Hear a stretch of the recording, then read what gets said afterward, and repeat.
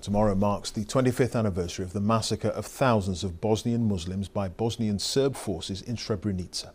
It was the largest mass murder in a conflict characterized by crimes against civilians. Every year the anniversary is marked by a mass gathering and dozens of funerals as more bodies are identified and returned to their families. Our special correspondent Allan Little, who reported extensively on the Bosnian War for the BBC, has this report.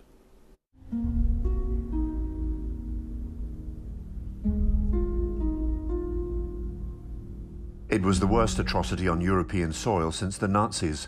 8,000 men and boys separated from their families and in the space of a few days murdered and thrown into mass graves.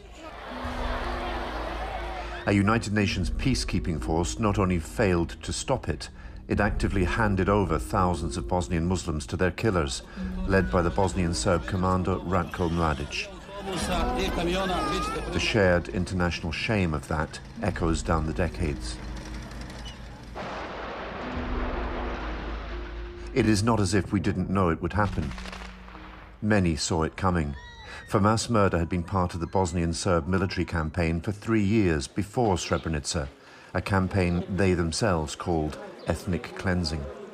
The crimes committed rank among the most heinous known to humankind. In The Hague, Mladic was one of several convicted of genocide. The Yugoslavia Tribunal was the first experiment in international justice since leading Nazis were tried at Nuremberg. Even with quite a considerable number of people who have been convicted, not only in The Hague, but in the local courts as well, a considerable number of people who have been identified and found in these mass graves, there is still something really big missing. And what's missing is the recognition of their suffering and their pain. But genocide denial persists. In our age of freely available alternative facts, many Bosnian Serbs refuse to acknowledge either the scale or the nature of what happened at Srebrenica. That rewriting of history has already had deadly consequences.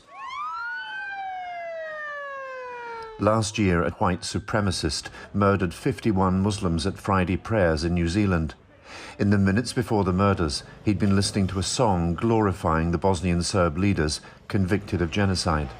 Mass murderers repurposed as heroic defenders of a white Christian European heritage. Emir Suljugic survived the Srebrenica genocide only because he worked as an interpreter for Dutch peacekeepers there. The fate of the Bosnian Muslims is actually a rallying cry today, or a rallying point for extreme right-wing violent extremists. These are some of the wider ramifications of the denial of Bosnian genocide, and they have come home to roost. At Srebrenica, they are still burying the dead. It has taken 25 years to find and identify some of the victims. About 1,000 are still missing, and the survivors live in a world where some still say it's all been exaggerated or never happened at all. Allan Little, BBC News.